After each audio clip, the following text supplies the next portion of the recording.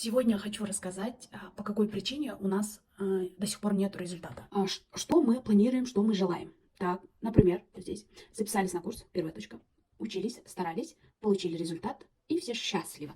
Так должно было бы быть, но реальность, она вот такая.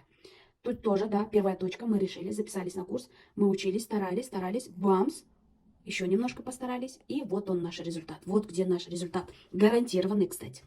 А что это за яма? Это называется кризис. Сюда попадают все. Все буквально. А кто выберется отсюда, кто выбирается отсюда, получает свой долгожданный результат. Что происходит здесь? Почему сюда попадают? Такое понятие кризиса есть и в бизнесе, есть везде. Есть. Это наша жизнь. Когда у нас что-то получается, потом кризис, что-то получается, кризис. Это абсолютно нормально. Здесь происходит то, что мы теряем желание. Мы становимся ленивыми. Мы говорим, что-то у меня не получается. Да? Да у всех получается, а у меня не получается. Да? Что-то вот прям какой-то сложный язык. Что-то не хочется, желание пропало, да, вот этот кризис, он убивает все наши мечты, точнее.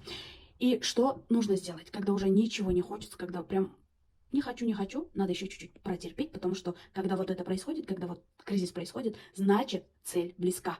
Осталось совсем немного. Вот здесь сдаются, здесь и остаются, потом обратно попадают сюда, начиная сначала, обратно сюда попадают, да, до сюда.